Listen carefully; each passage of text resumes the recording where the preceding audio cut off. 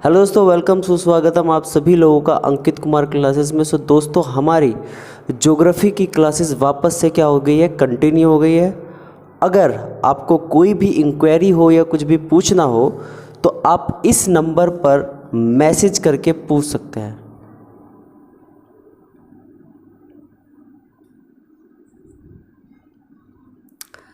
Seven 017040162। आप इस number पर बाय थ्रू व्हाट्सअप मैसेज करके कुछ भी इंक्वायरी अगर पूछनी हो या कुछ भी प्रॉब्लम हो तो आप मैसेज करके पूछ सकते हैं। ठीक है, तो हमारी ज्योग्राफी की क्लासेस मैंने अभी बताया कि शुरू से स्टार्ट हो चुकी है। कहने का मतलब जहाँ से पहले छुट्टी थी वहीं से ही क्या हो चुकी है, शुरू हो चुकी है। और हम पढ़ रहे थे भारत की जलवायु। भारत की जलवायु का कॉन्सेप्ट मैंने समझा दिया था, जिसका लिंक आपको डिस्क्रिप्शन में मिल जाएगा या प्लेलिस्ट में जाकर ज्योग्राफी की वहाँ पर भी जलवायु का कॉन्सेप्ट आपकी समझ में आ जाएगा। उसमें वीडियो पूरी की पूरी क्या है, बनी हुई है। ठीक है, तो आज इस भारत के जलवायु के सेशन को आगे क्या करते हैं, कंटिन्यू करते हैं। तो अगर कोई इस चैनल पर नया है तो भाई चैनल को लाइक करो, शेयर करो और सब्सक्राइब करो। ओके, तो चलिए शुरू करते हैं हम अपनी भारत के जलवायु की क्लास नंबर 2। चलो भाई, तो भारत की जलवायु में लास्ट हमने पढ़ लिया था कॉन्सेप्ट इसका क्या होती है ना। तो आज हम पढ़ते हैं इसकी क्लास नंबर 2।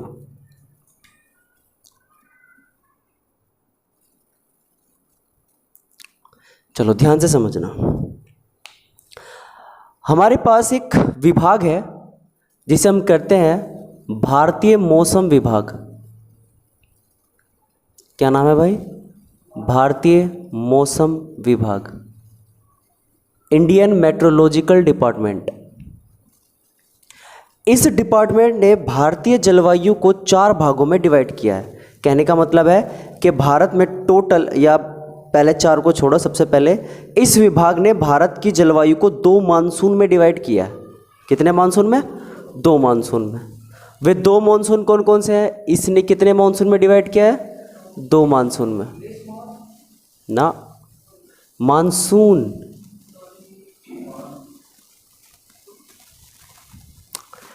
एक मानसून तो होता है उत्तर पूर्वी मानसून,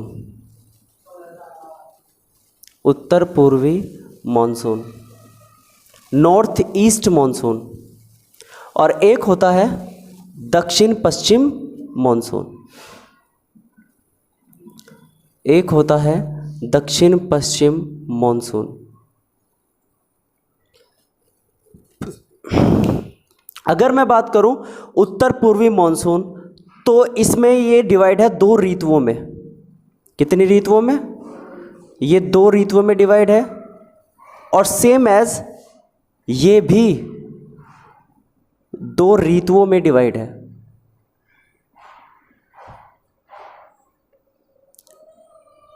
इसके अंदर सबसे पहली ऋतु जो आती है,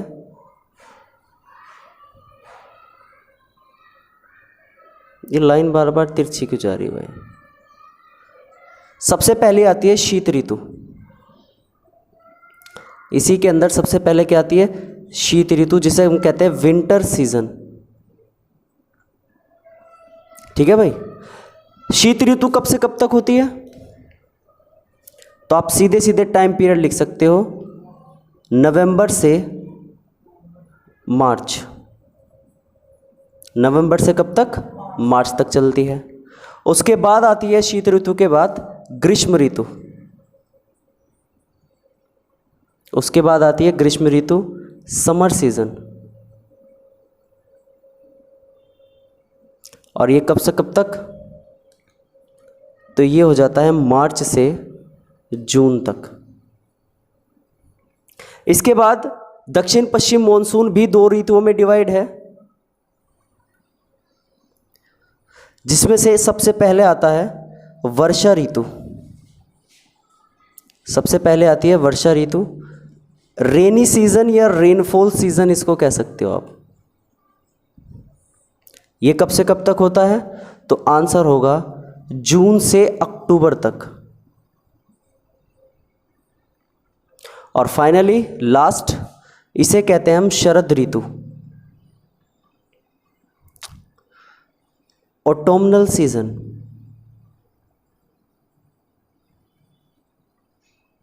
ये कब से कब तक होता है? तो आंसर होगा अक्टूबर से दिसंबर तक। अक्टूबर से दिसंबर। तो कुल मिला के ये 4 सीज़न है हमारे। और कितने मानसून होते हैं?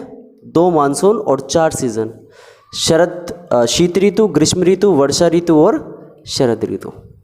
अब एक एक को पढ़ना शुरू करते हैं, जल्दी से इसको नोट करो और फिर शुरू करते हैं शीत ऋतु से।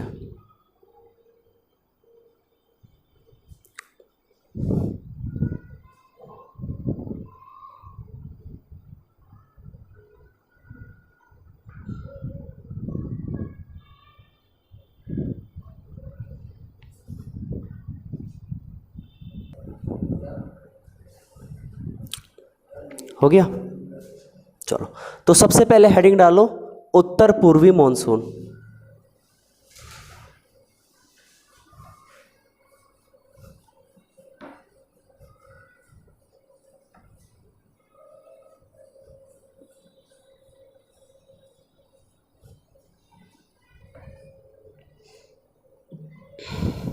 सबसे पहले हेडिंग डालिए उत्तर पूर्वी मॉनसून।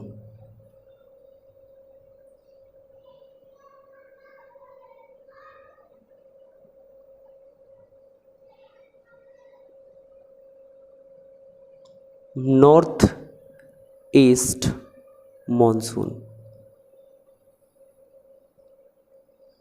चलो जी, सबसे पहले इसको पढ़ते हैं।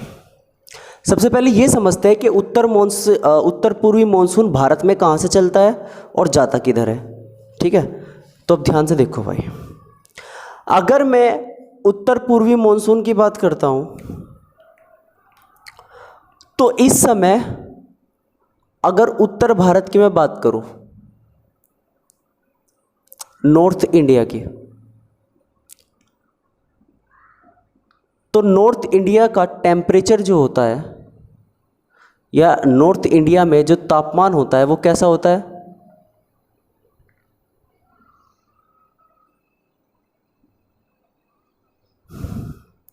ये एक काम करो, इसके अंदर सबसे पहले हेडिंग डालो कौन सी ऋतु? शीत ऋतु। और उसके अंदर लिखेंगे, इसके अंदर सबसे पहले हेडिंग डालिए शीत ऋतु यानी कि विंटर सीजन। अब समझना,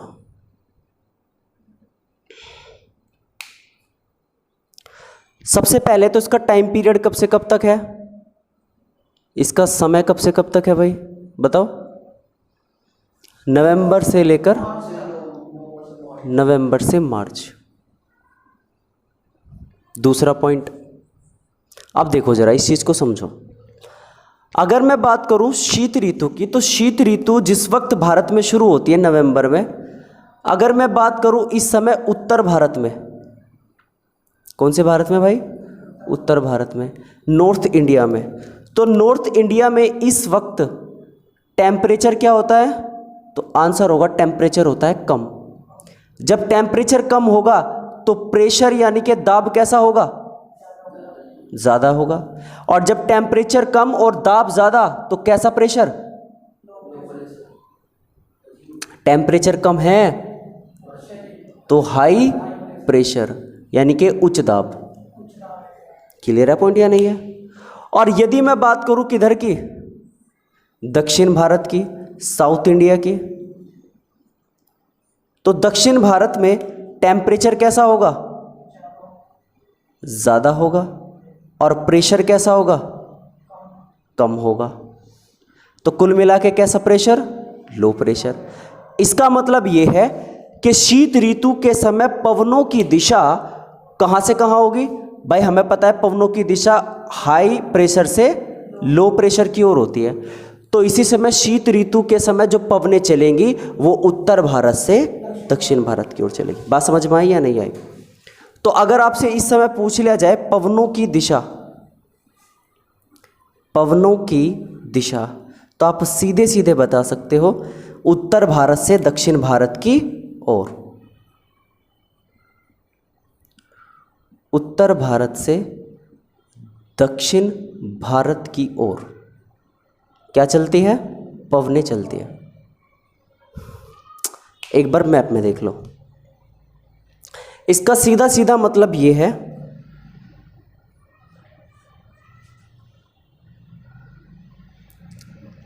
कि ये हमारा भारत है,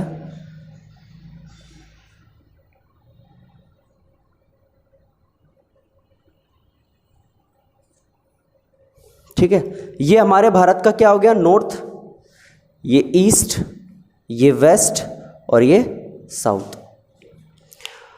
तो यहां देखो उत्तर भारत से निकली है ना, इसका मतलब ये है भाई ये वाली कौन सी रेखा जा रही है? इस रेखा का नाम क्या है? कर्क रेखा। कौन सी रेखा है ये?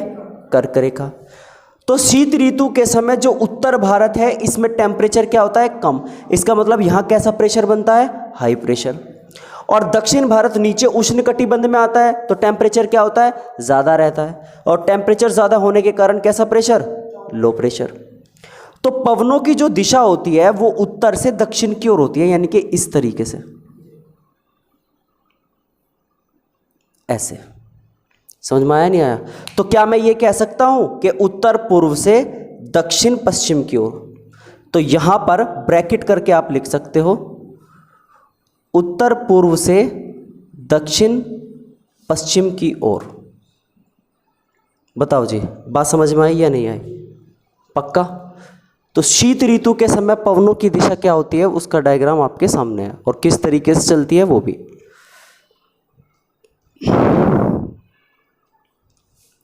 शीत ऋतु के समय ही उत्तर भारत का जो लगभग टेम्परेचर कम होने की बात है ना, लगभग कितना होता है? 15 से 20 डिग्री सेल्सियस होता है। कितना होता है? हाँ, इस समय। और दक्षिण भारत में इस समय टेम्परेचर कितना होता है? तो आप कह सकते हो 20 से 25 डिग्री सेल्सियस।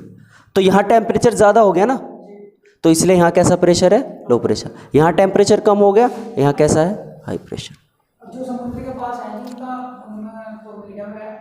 हाँ, उनमें नॉर्मल रहेगा। अभी आएंगे ना अलग अलग।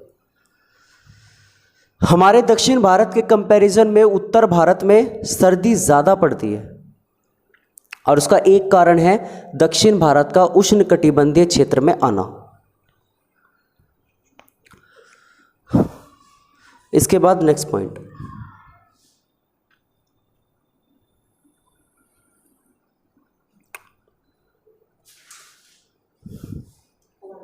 बताओ। देखो ई पॉइंट।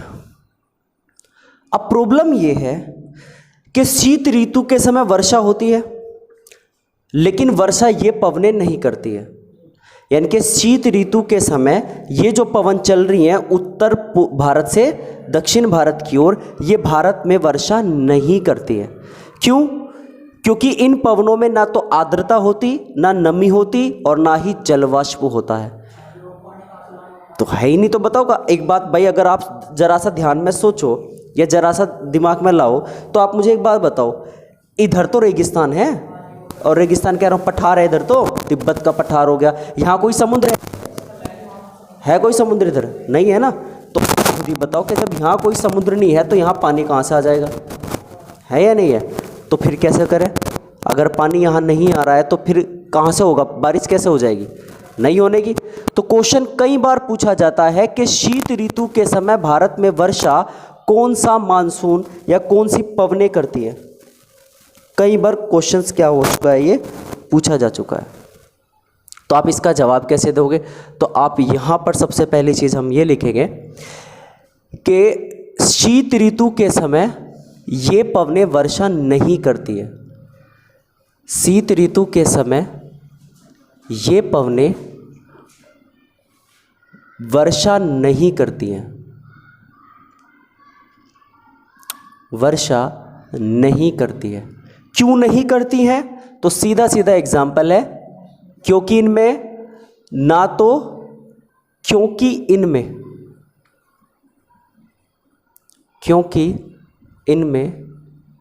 आर्द्रता, ह्यूमिडिटी, नमी, मॉइस्ट एंड वाटर वेपर, जलवाष्प नहीं होता। जलवाष्प नहीं होता। आर्द्रता क्या होती है? आप कह सकते हो जो अदृश्य जलवाष्प होती है, जो दिखाई नहीं देती है, उसे ही क्या कहते हैं? आर्द्रता कहते हैं, ह्यूमिडिटी कहते हैं। हाँ, नमी का मतलब आप समझ ही गए, मॉइस्ट कितनी है, कितनी नमी है उसमें, और जलवाष्प नहीं है। तो फिर वर्षा करती कौन है? तो एफ पॉइंट में आप लिख सकते हो। आप लोगों ने भूमध्य सागर का नाम सुना होगा, मेरिडियन सी का नाम, भूमध्य सागर। दरअसल भूमध्य सागर जो है वो यूरोप और अफ्रीका के बीच सीमा बनाता है। कहाँ पर है एक बार मैं दिखा देता हूँ आपको। अगर मैं छोटा सा डायग्राम आपको बना के दिखाऊं तो आप ऐसे समझ सकते हैं।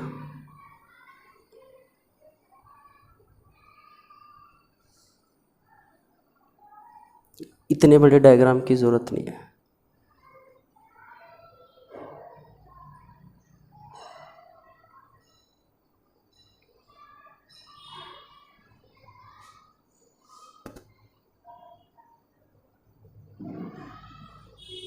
देखो भाई, ये वाला जो एरिया है ये दिख रहा है, ये पानी भाई, भारत तो ये रहा, यहाँ पर ये है भारत हमारा, और यहाँ पड़ता है, इसे ही कहते हैं भूमध्य सागर। ये होता है अफ्रीका और ये होता है यूरोप। ठीक है भाई। तो यहाँ से जेट पवनें चलती हैं भारत की तरफ। कौन सी पवनें चलती हैं? जेट पवनें भारत की तरफ चलते हैं। जेट पवनें का मतलब है बहुत ही तीव्र वेग से पवन या मानसून उठता है और बहुत तेजी से भारत की तरफ आता है। इसी जेट पवन को ये भारत के इस क्षेत्र में आता है, ये यहाँ तक आता है। इस पवन का नाम है, या इसे कहते हैं पश्चिमी विक्षोभ। क्या कहते हैं इसको? पश्चिमी विक्षोभ, वेस्टर्न डिस्टर्बेंस, वेस्टर्न डिस्टर्बेंस इसको इंग्लिश में कहा जाता है। समझ में आया नहीं आया? तो भूमध्य रेखा से क्या चलती हैं? जेट पवनें उठती हैं, जेट पवनें उठती हैं, और इन्हीं जेट पवनें को क्या कहा जाता है? तो आंसर होगा पश्चिमी विक्षोभ।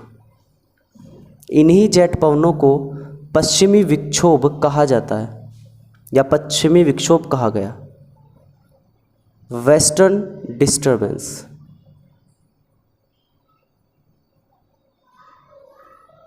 तो आपसे पूछा जाए शीत ऋतु के समय भारत में वर्षा कौन करता है, तो आंसर होगा पश्चिमी विक्षोभ।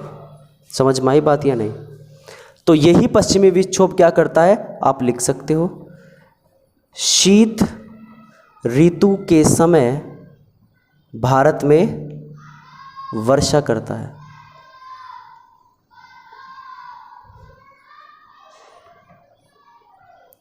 पॉइंट क्लियर है या नहीं है? पक्का? अब जैसे ही ये भारत में एंटर करता है, दो भागों में बट जाता है। कितने भागों में? दो भागों में बट जाता है, नंबर 1 और नंबर 2, ये फर्स्ट और ये सेकंड।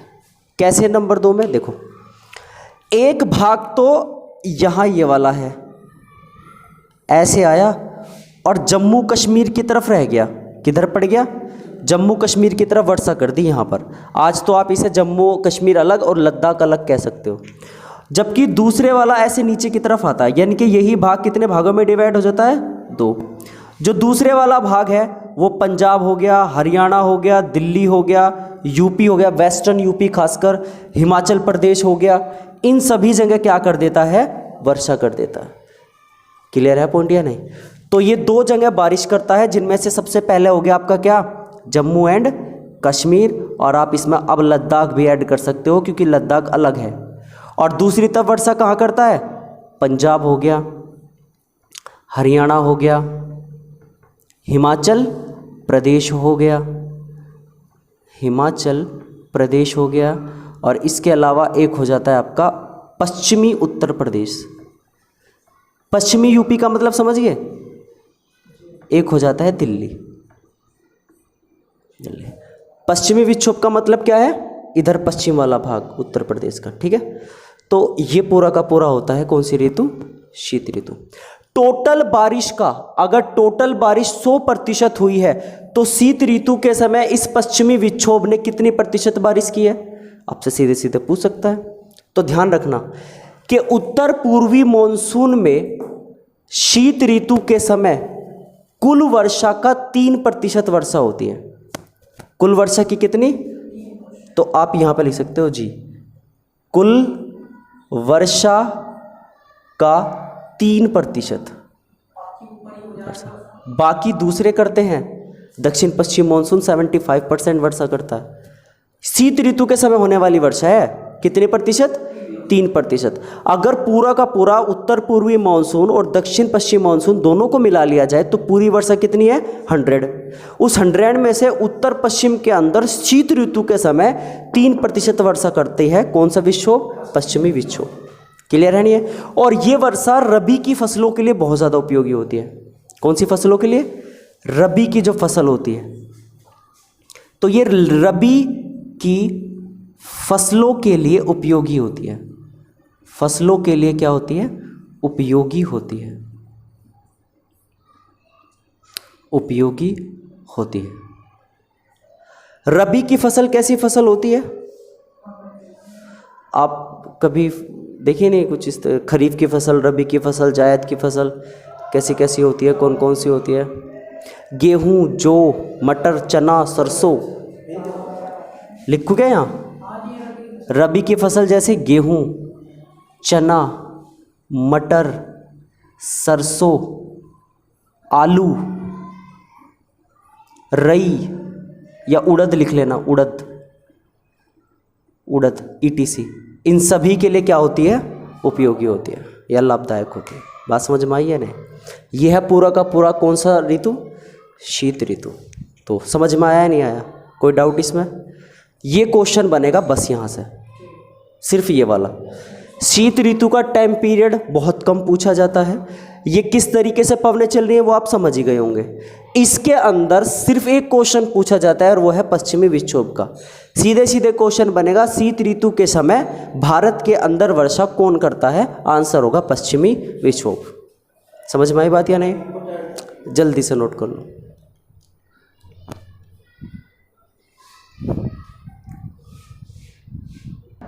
चलो ठीक है भाई, आई समझ में। तो नेक्स्ट नोट करिए। उसके बाद दूसरी ऋतु डालिए, ग्रीष्म ऋतु।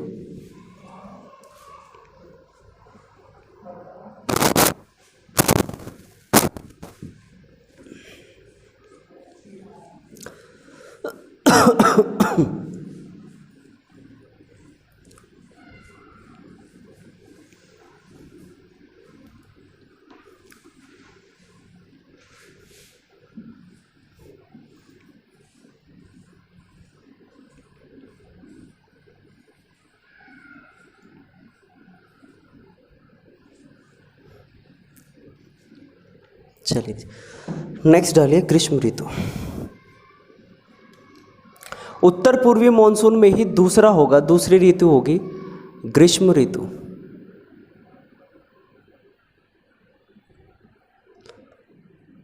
Summer season.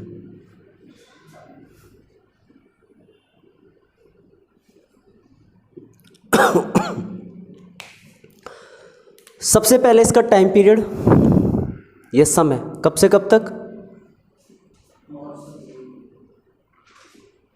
तो मार्च से जून तक। मार्च से ही जून तक चलता है कौन सा ऋतु, आंसर होगा ग्रीष्म ऋतु चलती है। इसके बाद दूसरा पॉइंट, भाई देखो पवनों की दिशा सेम है, लेकिन इस बार ग्रीष्म ऋतु में चलने वाली पवनों की जो नेचर है, बिहेवियर है, वो चेंज हो गया बस। भाई शीत ऋतु के समय तो शीतलहर चलेगी, ग्रीष्म ऋतु के समय क्या चलती है, लू। क्या चलती है भाई, लू चलती है। तो आप इसमें कहते हो ग्रीष्म ऋतु के समय कौन सी पवन चलती है, तो आंसर होगा लू चलती है। लू क्या है अभी लिखते हैं। लू जो है ये धूल भरी आंधी के साथ चलती है। धूल भरी आंधी के साथ, धूल भरी आंधी के साथ चलती है। आप ये कह सकते हो कि ये जो लू है ये स्पेशली पंजाब, उत्तरी राजस्थान, पंजाब, उत्तरी राजस्थान, इसके अलावा हरियाणा और इसके अलावा पश्चिमी उत्तर प्रदेश, पश्चिमी उत्तर प्रदेश, इन सभी जगहों ये क्या होती है पीड़ादायक पवन होती है, पीड़ादायक पीड़ादायक होती है।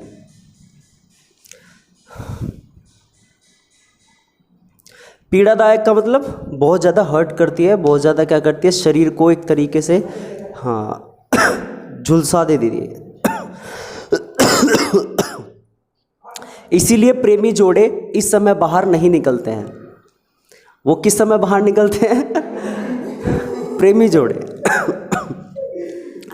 तो वो ग्रीष्म ऋतु के समय अगर निकलते भी हैं तो कम से कम यहाँ तक कि क्या पहनते हैं, वो स्किन जो होती है एक वो कपड़े वाली, मुंह पूरा क्या होता है कवर होता है। इस समय बाहर निकलने का सबसे बड़ा फायदा क्या होता है, इनके लिए कोई पहचान नहीं सकता। समझ में आया नहीं? तो अगर आप चाहते हो कि आपकी डेटिंग भी हो और कोई पहचाने भी नहीं, तो ये बेस्ट टाइम है घर से बाहर निकलने का, यानी कि जो समय अब चल रहा है। ऐसे समय में सब लोग घर के अंदर रहना पसंद करते हैं, लेकिन इस प्रकृति के लोग या ये जो जीव होते हैं जिन्हें हम गर्लफ्रेंड बॉयफ्रेंड का नाम देते हैं, ये इसी समय घर से क्या निकलते हैं, बाहर निकलते हैं। क्लियर है पॉइंट या नहीं? स्कूल के इतने इतने बच्चे, इतने इतने लगभग, मतलब इतने, आप जाके देखना कभी पिज़्ज़ा वगैरह की कोई वो होगी ना, कोई भी रेस्टोरेंट वगैरह होता है उसमें कभी देखना, और स्पेशली ऐसा रेस्टोरेंट जिसमें बैठता हुआ दिखे ना इंसान, ऐसी जगह ये जीव बहुत जल्दी पाए जाते हैं, है ना? तो ये बेस्ट है। तो ग्रीष्म ऋतु के समय जो पवन चलती है वो धूल भरी आंधी के साथ चलती है। स्पेशली यहाँ पर बहुत ज़्यादा पीड़ादायक होती है, शरीर को झंझोर के रख देती है। अब यहाँ पर ये है कि ये जो लू है ये किस तरह की पवन है, तो आप कह सकते हो कि ये शुष्क व उष्ण पवन है। शुष्क व उष्ण पवन होती है। शुष्क का मतलब ड्राई, यानी कि इसमें नमी नहीं होती, और उष्ण का मतलब गर्म, क्या होती है, बहुत ज़्यादा गर्म होती है, इसलिए शरीर की ह्यूमिडिटी को एब्जॉर्ब कर लेती है। अगर आपको क्या रहे भाई, अगर ह्यूमिडिटी का मतलब है जो हमारे अंदर मॉइस्ट होता है, नमी होती है, उसको एब्जॉर्ब कर लेती है सारी की सारी, इसलिए प्यास क्या लगती है, ज़्यादा लगती है। क्या रहते हैं, हाँ वो वैसा ही। तो इसके लिए आप उन जीवों के साथ कॉफ़ी वगैरह पी सकते हो या फिर कोल्ड ड्रिंक वगैरह पी सकते हो। क्लियर है पॉइंट ये नहीं? चलो, तो शुष्क व उष्ण पवन होती है। इसके अलावा अब देखो, वैसे तो अगर देखा जाए तो लू वर्षा नहीं करती है, लेकिन अगर लू को आर्द्रता मिल जाए, क्या मिल जाए भाई, आर्द्रता यानी कि ह्यूमिडिटी मिल जाए, तो क्या करती है ये, तो आंसर होगा ये तूफानी वर्षा करती है, स्टॉर्म रेनफॉल। कैसी वर्षा करती है, तूफानी वर्षा करती है। अगर इसको क्या मिल जाए, आर्द्रता, हाँ जो नमी वगैरह है ना, अगर वो मिल जाए तो ये क्या करती है, तूफानी वर्षा करती है। और ये तूफानी वर्षा ही कुछ फसलों के लिए बहुत ज़्यादा उपयोगी होती है, और इस तूफानी वर्षा को अलग अलग जगह अलग अलग नाम से क्या करते हैं, पुकारते हैं या पुकारा जाता है। फॉर एग्जाम्पल, अगर मैं पश्चिम बंगाल की बात करूं तो पश्चिम बंगाल में इसे काल बैसाखी के नाम से जानते हैं। किस नाम से, काल बैसाखी के नाम से। अगर वहीं मैं बात करूं कर्नाटक की, तो कर्नाटक में इसे कॉफ़ी वर्षा के नाम से जाना जाता है। किस नाम से, कॉफ़ी वर्षा, यानी कि कॉफ़ी की फसल के लिए ये तूफ़ानी वर्षा क्या होती है, अच्छी होती है। इसके अलावा आम्र वर्षा भी इसे कहते हैं, वहाँ पर क्या कहते हैं भाई, आम्र वर्षा। इसके अलावा फूलों की बौछार वाली वर्षा भी कहते हैं। हाँ जी बिल्कुल, फूलों की बौछार वाली वर्षा भी इसको कहते हैं। केरल में भी कॉफ़ी वर्षा बोल देते हैं, क्योंकि केरल में भी होती है ना कॉफ़ी थोड़ी बहुत, तो केरल में भी इसको क्या बोल देते हैं, कॉफ़ी वर्षा, या कॉफ़ी के लिए क्या होती है, लाभदायक वर्षा होती है। अब अगर आपसे पूछा जाए कि ग्रीष्म ऋतु के समय टोटल वर्षा का कितना प्रतिशत होती है, पहला, दूसरा, फिर इसके अंदर ये 3 पॉइंट, उसके बाद तीसरा पॉइंट, तो आप इसमें लिख सकते हो कुल वर्षा का 10% ग्रीष्म ऋतु के समय हो जाती है। कुल वर्षा की 10% वर्षा क्या हो जाती है, इसी समय हो जाती है। जो तुम है सर वो गेहूं की फसलों के लिए मतलब कीड़े बिल्कुल सर, बिल्कुल। आप इसमें ये कह सकते हो सीधे सीधे, इस समय बोई जाने वाली फसल कौन सी होती है, मार्च अप्रैल के समय स्पेशल। आपने देखा हो तरबूज, खीरा, है ना, और जी तरबूज, खीरा, ककड़ी, खरबूजा, और अप्रैल मई के समय काट लिए जाते हैं। जून जुलाई के समय क्या कर लिए जाते हैं, अप्रैल मई जून जुलाई जायद की फसल सबसे ज़्यादा फेमस होती है। ओ सॉरी, हाँ, इसको क्या कहते हैं, जायद की फसल बोलते हैं। ये जो खरबूजा तरबूज है ना, ये सब जायद की फसल, तो इस समय वो ज़्यादा बोई जाती है। ठीक है भाई, तो कुल वर्षा का कितना प्रतिशत, 10% क्या होती है, ये वर्षा इस समय हो जाती है।